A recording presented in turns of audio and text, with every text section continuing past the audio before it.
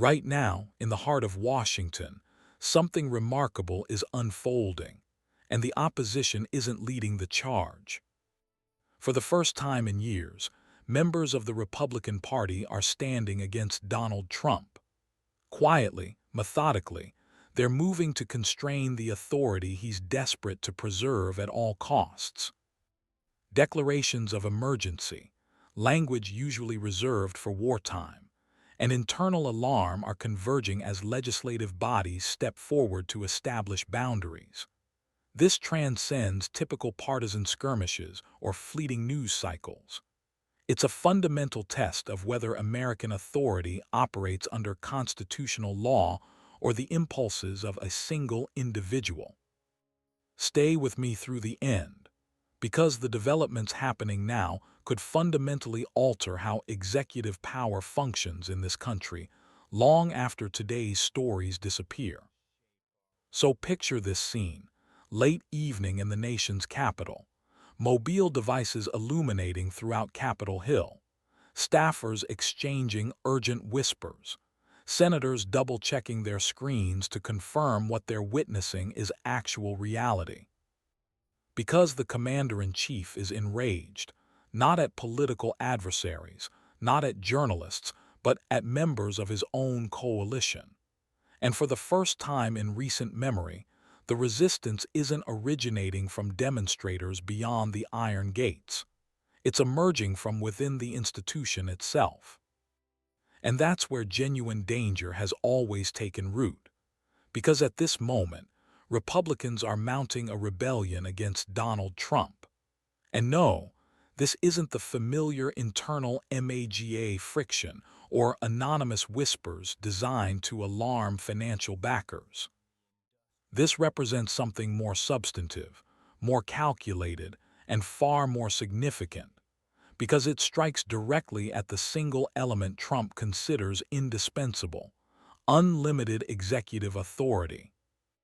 And the significance of this uprising isn't merely that certain loyalists feel disillusioned over unkept commitments, whether the pledge of avoiding fresh military entanglements, the escalating expenses of daily life, or the persistent unresolved matters surrounding long-anticipated revelations that perpetually remain just beyond reach. It's that Republican legislators themselves are beginning to publicly act against the very powers Trump is frantically trying to retain.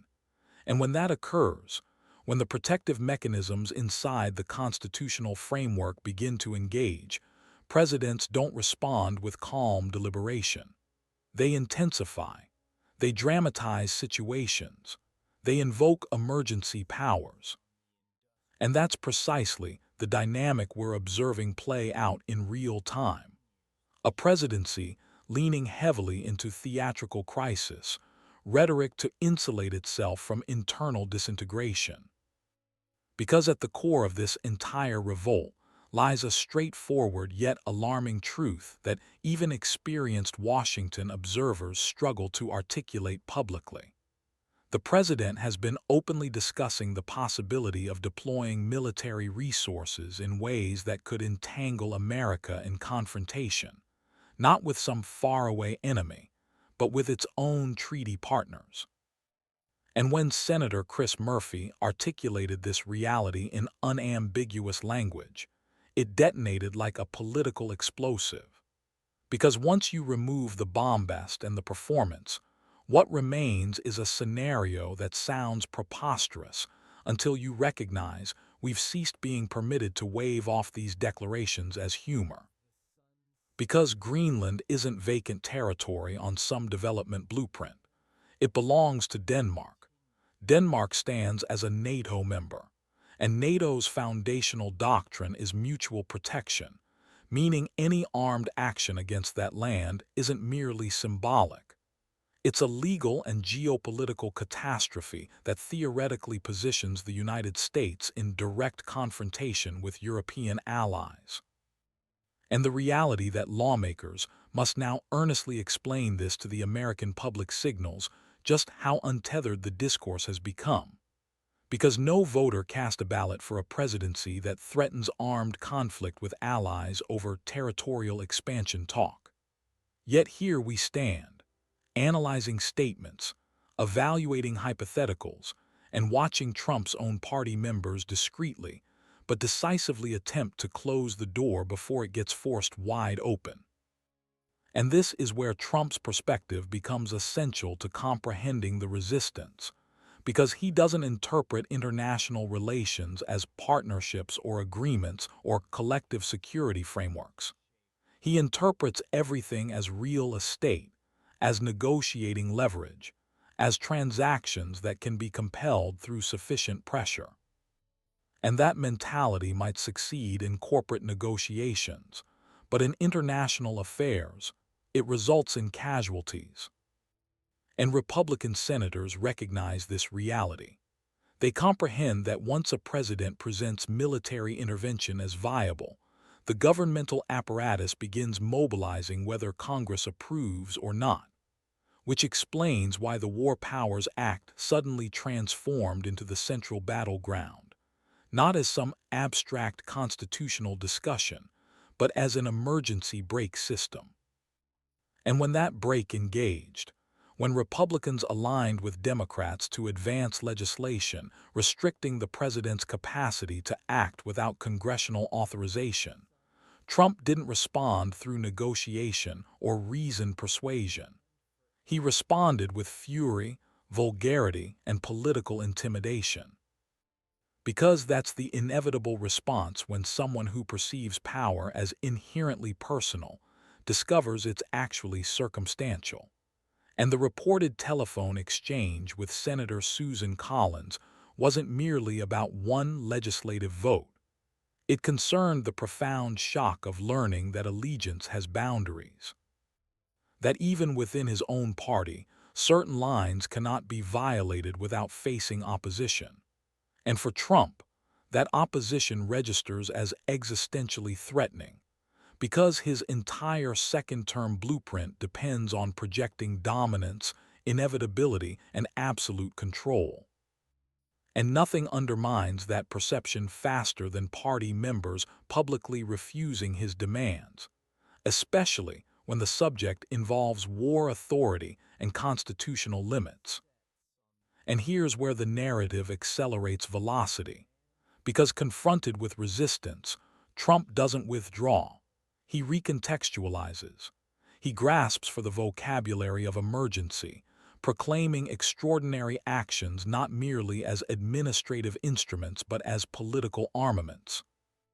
And the announcement of a national emergency linked to Venezuelan petroleum holdings fits seamlessly into this established pattern, because it enables him to position himself as the singular defender of national interests, while characterizing dissenting legislators as impediments.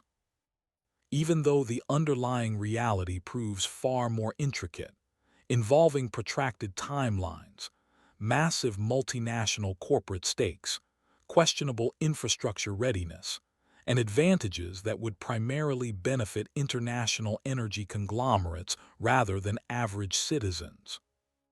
But complexity has never been the objective.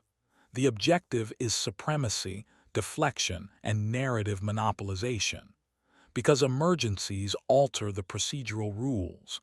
Emergencies consolidate authority, and emergencies redirect focus away from uncomfortable inquiries. And few inquiries prove more uncomfortable for this administration presently than why long-promised transparency initiatives have stagnated, why document releases have been postponed indefinitely, and why bipartisan legislative pressure, rather than executive initiative, was required to advance certain oversight mechanisms.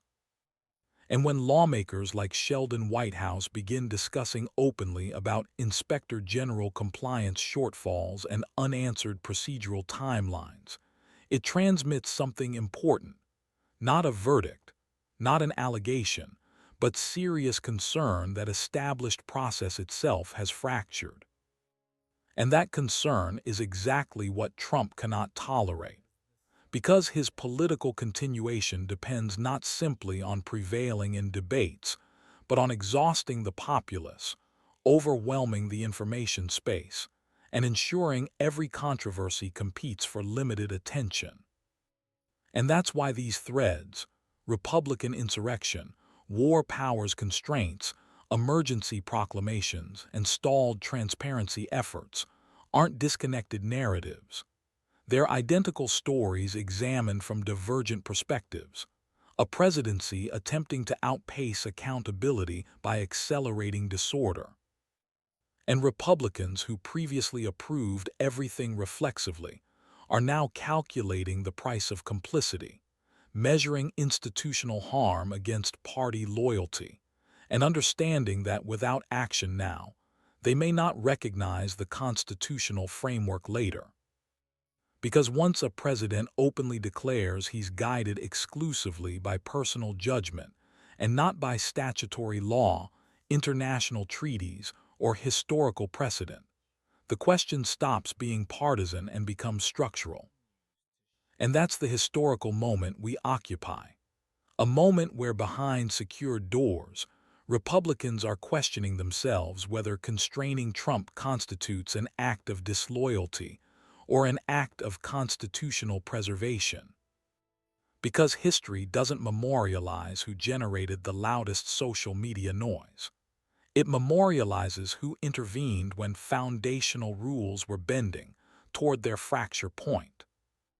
And this revolt, subdued in certain quarters, explosive in others, may constitute the first genuine indication that internal constitutional safeguards are finally being tested, not by opposition forces, but by those who understand precisely how hazardous unconstrained power becomes when wrapped in resentment, spectacle, and the rhetoric of perpetual emergency. And as this internal rebellion intensifies, the authentic story transitions from what Donald Trump articulates publicly to what Republicans are executing privately. Because beyond the cameras, beyond the social media firestorm and the meticulously phrased official statements, there exists a mounting acknowledgement among GOP lawmakers that they're no longer managing a conventional presidency, but a leader who interprets every institutional restriction as personal affront. And that recognition is modifying behavior in ways that would have seemed impossible merely 12 months ago. Because when the war powers legislation advanced with Republican support, it wasn't coincidental or a fleeting breakdown in party unity. It was a deliberate action by senators who understand that once the executive branch normalizes unilateral military threats, particularly toward allied territory, Congress becomes irrelevant unless it reasserts constitutional authority. And that apprehension isn't ideological, it's constitutional, because the War Powers Act exists precisely for circumstances like this. Circumstances when a president's instincts exceed systemic protections.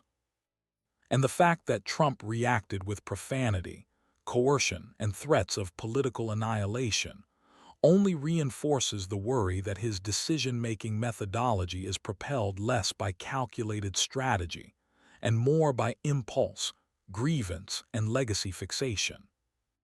Legacy obsession is a crucial phrase here, because Trump's preoccupation with being remembered, with being perceived as dominant, transformative, and historically monumental, has increasingly collided with the reality that his commitments haven't materialized into stability, prosperity, or military restraint. And when the mythology of no new wars disintegrates under the burden of aggressive military language, even devoted supporters begin fracturing. Because wars aren't theoretical constructs to voters. They represent costs, dangers, and tangible consequences.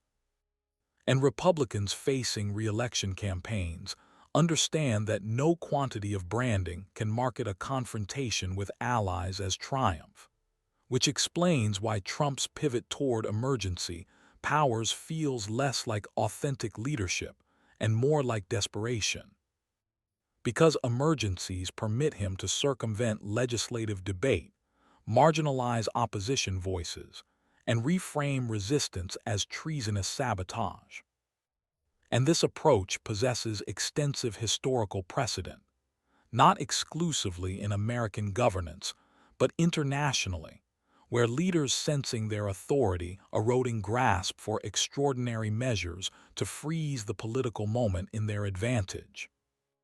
And in Trump's situation, the Venezuelan petroleum emergency represents a textbook illustration of how economic resources get framed as security imperatives, even when practical benefits remain distant, uncertain, and predominantly corporate. Because emergency language isn't concerned with timelines or feasibility. It's concerned with perception management, control dynamics, and narrative supremacy. And while the administration insists this maneuver protects American interests, legislators across party lines perceive something different.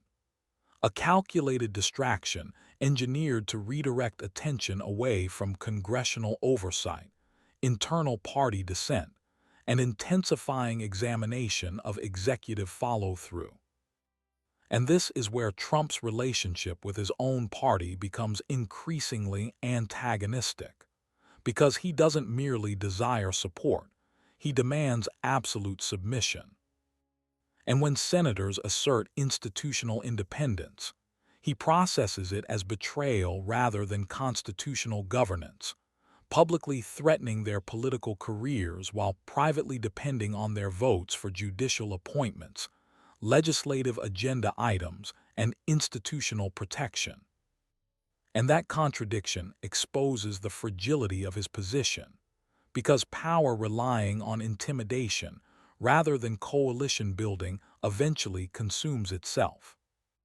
And we're observing that process unfold in real time as Republican senators quietly coordinate, compare observations, and determine when and how to establish boundaries that were once unthinkable to establish. And this internal calculus is fueled by broader anxiety that Trump's rhetoric about law, morality, and executive authority is no longer merely symbolic but operational. Because when a president suggests he's governed by personal discernment rather than international law or constitutional limitation, it signals a worldview where rules exist only when strategically convenient. And that worldview terrifies lawmakers who comprehend that precedent survives individual presidencies. Because if these constitutional norms disintegrate now, they won't miraculously resurrect later. And this anxiety has transformed routine legislative votes into confrontational flashpoints, telephone conversations into ideological confrontations, and policy disagreements into existential examinations of institutional survival. And all of this unfolds against a backdrop of escalating public confusion and fatigue, where voters struggle separating spectacle from substantive governance. And that confusion isn't accidental, it's strategic, because a saturated information environment benefits those who flourish amid chaos. And Trump has always comprehended that if everything registers as breaking news, nothing qualifies as accountability. Which explains why the convergence of these narratives matters profoundly. Because the war powers confrontation, the emergency declaration, the Republican revolt, and the stalled transparency disclosures aren't isolated controversies. They're interconnected stress fractures in a constitutional system being pressured beyond its original design parameters. And Republicans who previously rationalized every action as temporary or tactically necessary are now confronting the possibility that silence is no longer neutral positioning, that inaction itself transforms into a form of tacit consent. And that realization has altered the internal party tone from loyalty to damage control, because they're no longer asking how to assist Trump in dominating the next news cycle. They're asking how to prevent irreversible damage to the institutions they still require to function after his departure. And that shift, subtle yet profound, is why this revolt feels qualitatively different, quieter in certain respects but far more serious in constitutional implications. Because it's driven not by ideological conviction but by institutional alarm, by lawmakers who understand that when emergency powers become normalized and war rhetoric becomes casual discourse, the boundary between legitimate governance and authoritarianism blurs dangerously. And once that boundary disappears, it rarely returns without substantial cost. And that cost is what Republicans are now attempting, perhaps belatedly, to avoid, even as Trump escalates attacks and frames every constitutional check on his authority as an assault on the nation itself. Because in his worldview, the two are indistinguishable. And that conviction, more than any isolated policy or controversy, is what has finally propelled members of his own party into open resistance, establishing conditions for an internal confrontation that will define not merely this presidency, but the future equilibrium of power long after today's headlines vanish. And while the public argument intensifies over war powers and emergency declarations, a quieter, more troubling pressure is accumulating beneath the surface. Because every time the administration escalates crisis language, it inadvertently illuminates what it seems most eager to evade: oversight mechanisms, documentation requirements, statutory timelines, and the methodical, painstaking work of accountability. And this is where the narrative takes a darker, more procedural direction, not into speculation or rumor, but into the uncomfortable territory of process failures and unanswered questions. Because when lawmakers begin questioning why promised disclosures are delayed, why reviews extend indefinitely, and why statutory deadlines slip without adequate explanation, they aren't alleging predetermined conclusions. They're identifying warning signals. And warning signals are dangerous not because they prove malfeasance, but because they invite rigorous scrutiny. And scrutiny is the singular element a presidency constructed on velocity, spectacle, and dominance struggles to manage effectively. And that's why the discussion surrounding delayed document releases has become so politically sensitive. Because the administration itself elevated these disclosures into a defining campaign promise, signaling urgency, prioritization, and radical transparency, only for reality to unfold far more gradually than rhetoric suggested.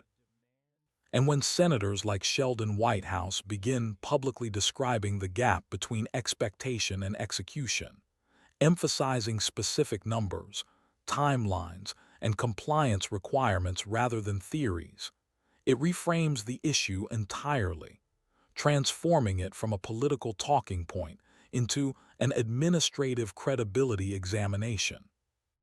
And that shift matters because credibility is the fundamental currency of governance. And once it's questioned, every subsequent explanation faces elevated skepticism. And the request for Inspector General review isn't an accusation. It's an acknowledgement that something in the established process went awry, whether through mismanagement, deliberate delay, or conflicting administrative priorities.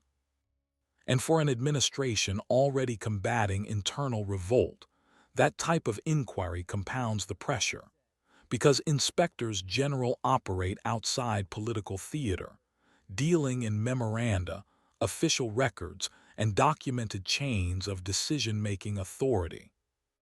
And their work doesn't evaporate with a social media post or campaign rally. And this is where Trump's strategy becomes more transparent, not in any isolated statement, but in the discernible pattern of escalation. Because whenever scrutiny intensifies, the narrative expands, Emergencies get declared, external threats get emphasized, and the conversation shifts from documentation to dominance, from compliance to confrontation. And it's not subtle, it's instinctive. A reflex honed over decades. Flood the zone, change the subject, raise the stakes, and hope the audience moves on. But Congress isn't an audience. It's a co-equal branch of government. And some lawmakers are beginning to behave like it again, pressing for subpoenas, following financial trails, and questioning why certain investigative avenues weren't pursued proactively if transparency was genuinely the priority. And again, this isn't about proving a predetermined outcome. It's about explaining a process. And processes don't have emotional investments. They have documentation. And documentation is stubborn, because it doesn't care how loudly anyone insists on their own version of events. And the deeper this inquiry proceeds, the more it threatens to collide with Trump's preferred operational mode, which is personal control over narrative rather than institutional disclosure. And that collision is what he fears, because it limits his capacity to redefine reality on demand. And this fear explains why the rhetoric around loyalty has intensified dramatically, why dissent is framed as sabotage, and why even bipartisan oversight is portrayed as partisan warfare. Because once you accept neutral review, you accept the possibility of outcomes you can't control. And Trump has always treated control as synonymous with political survival. And this brings us back to why Republicans themselves are so profoundly uneasy, because they can observe the convergence forming, war powers being challenged, emergency powers being scrutinized, disclosure processes being questioned, and internal party unity fraying simultaneously. And they understand this isn't merely a damaging news cycle. It's a systems test, one that asks whether constitutional institutions still function when pressure originates from the top rather than external sources. And some Republicans are now quietly acknowledging that the genuine risk isn't what investigators might uncover, but what happens if oversight fails entirely. Because a system that can't examine itself becomes brittle, and brittle systems don't bend under pressure, they shatter. And this awareness has shifted the internal conversation from defense to distance, from justification to insulation, as lawmakers calculate how to separate their own constitutional responsibilities from a presidency that increasingly treats those responsibilities as obstacles. And all the while, Trump continues pushing forward, framing himself as besieged, misunderstood, and unfairly constrained, leaning harder into the language of destiny and personal judgment, even as the institutional machinery around him begins to hum louder, slower, and more deliberately. Because oversight doesn't rush, it accumulates, and that accumulation is what keeps him vigilant. Because no matter how many crises get declared or enemies named, paper trails don't vanish, deadlines don't forget, and processes don't care about loyalty. And that's why this moment feels heavier than previous controversies, because it's no longer about what Trump says or posts. It's about what he can't fully control. And for a leader whose authority has always flowed from dominating the narrative, the quiet persistence of oversight may be the most destabilizing force he's faced yet, setting conditions for a final confrontation not over ideology or elections, but over whether the institutions he governs are still allowed to govern him. And this is where the story ultimately arrives, not in a single legislative vote, not in a single telephone call, not even in a single emergency declaration, but in a reckoning that Republicans, Democrats, and the public alike can no longer postpone. Because what we're witnessing is not merely a clash of personalities or a cycle of manufactured outrage. It's a stress test of whether American governance still functions when pressure originates from inside the highest office rather than from external threats. And the reason this moment feels different, heavier, more consequential is that the resistance is no longer purely partisan. It's institutional, it's procedural. It's driven by lawmakers who may disagree on ideology but increasingly agree on one uncomfortable truth: that power justified only by personal will, insulated by emergency language, and defended through intimidation, eventually turns against the very system that grants it legitimacy. And Republicans know this, even if they won't all articulate it publicly, because they understand that today's shortcuts become tomorrow's precedents. And once those precedents exist, they don't belong to one individual or one party anymore. They belong to whoever comes next. And that realization has transformed quiet unease into cautious action. Votes cast not for applause but for restraint, oversight requests framed not as attacks but as necessities, and distance created not out of disloyalty but out of self-preservation. Because history is unforgiving to those who confuse silence with neutrality.